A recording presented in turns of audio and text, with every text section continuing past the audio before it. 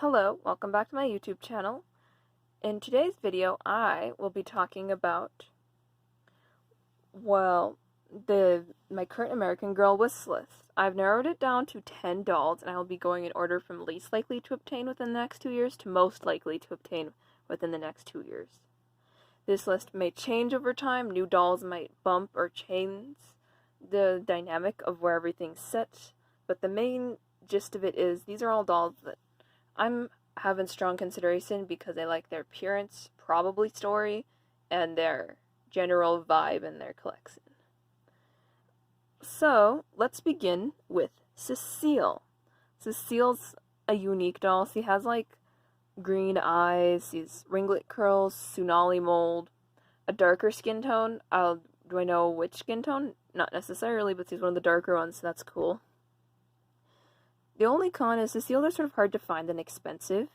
Same with other dolls like Marie Grace, which you'll hear about later on in the list. And 10, that's why I put her in. It's not that I don't like her, it's just I probably would not be able to afford her within the next 2 years.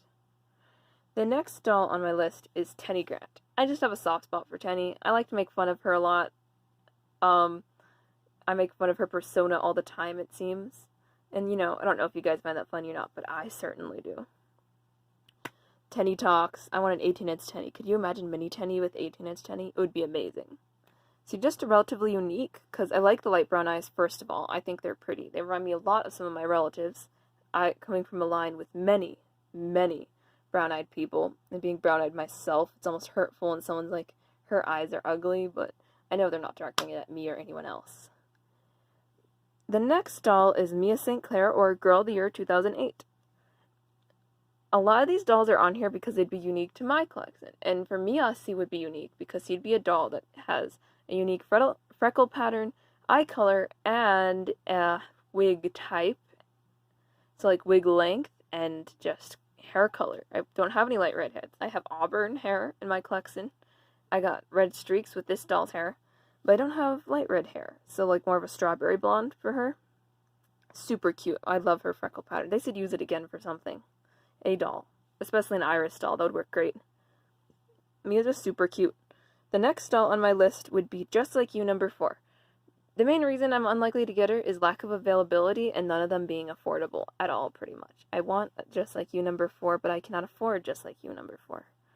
And I want to have all the molds, so of course she's on here. She's the only doll with her mold, and she's super cute. She has I would want one that's pretty much original. Not that there's anything wrong with the custom. If I could get it more affordably than another, I might just get it. But I do love the hair, and she'd be one of my only dolls with bangs. Not really anyone else with bangs like that. So it'd be super cute. The next doll on my list is 84. There's a 4 theme, I'm joking. So it's Truly Me 84. Oh yeah, if you're wondering why I put her under Just Like You number 4, it's because that was the last line she was released under, and the dolls that go under Truly Me were released under Truly Me. So that's sort of how I classify those dolls from that line. Yeah. So Truly Me 84 is a light-skinned, very light-skinned Jess mold with dark brown eyes and jet black hair that's long and wavy, similar to Maricel's or Sage's hair in my collection. So I'm pretty good with that hair type. Super cute. I like her. She's relatively likely, but she can be bumped off if a Jess mold is released with a story, though. I do have to say that for all the Truly Me's and Just Like You's on this list, they can be bumped off if a story doll has their features. Because if they have a story in a collection that's more appealing to me, I'm not original enough to give him something unique, okay? The next doll is going to be Truly Me 85. Super pretty, super unique doll, especially for my collection, but for basically everyone's collection, from what I can tell. She's a very, very unique one. So the main thing I like about Truly Me 85 is she's just gorgeous. I love the hair and the skin tone put together, and I love the Addie mold being used in such a beautiful way. And she's one of the more recent dolls. I know she's not that recent because we're already at in the 90s with the Truly Me's, but she's so cool. And Marie Grace is the next on the list. Because she has a unique face mold, she's a little higher up. I want Marie Grace. She's super duper pretty. She has very French features, which is sort of unique for an American girl. I'm pretty sure at least he's meant to be sort of a French doll, in a way, as far as where she descends from.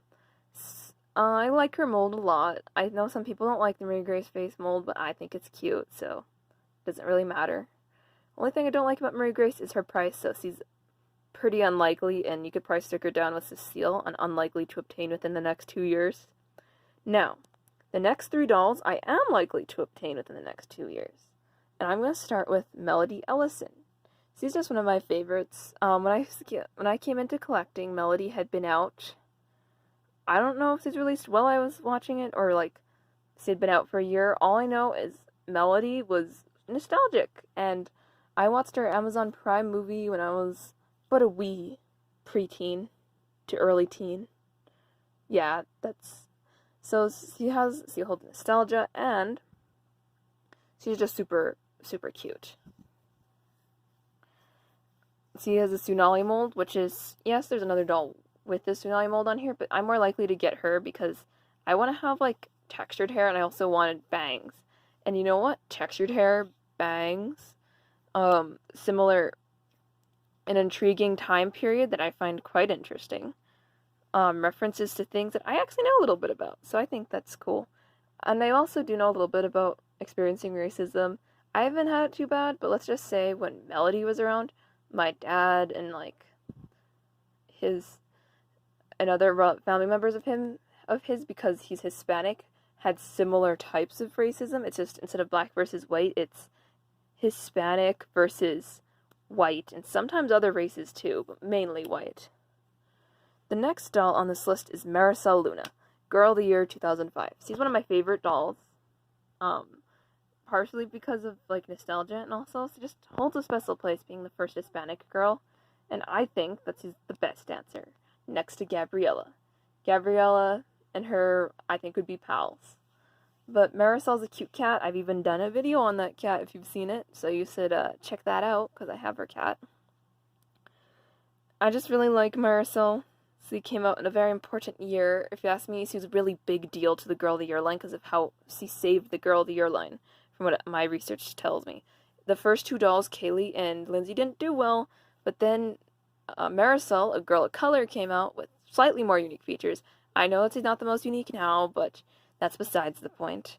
And she sold so well that she sold out before Christmas, and she basically told American Girl, we can do this, and this line can work, because the first 2 were sort of not as popular as you would have hoped.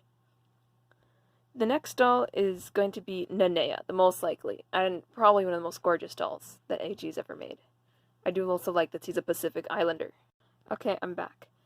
One thing I really like about her, first of all, is just how lovely and unique her mold is. Her and Corinne do look similar, but that's sort of by nature, if you really think about Hawaiian islands and its history. But keep in mind, I also think that World War II is a pretty interesting time period, and it's really nice to see a different perspective on it than what we have from Molly. And because we know Molly, like everyone knows Molly, but not everyone can guess what a islander girl living on the island of Hawaii would have to say, right? And that's just she's just such a lovely doll. Naya had so much thought and care put into her, and I also like that she finally got new additions to her collection, because it took them way too long to do that. Plus, she's just cute.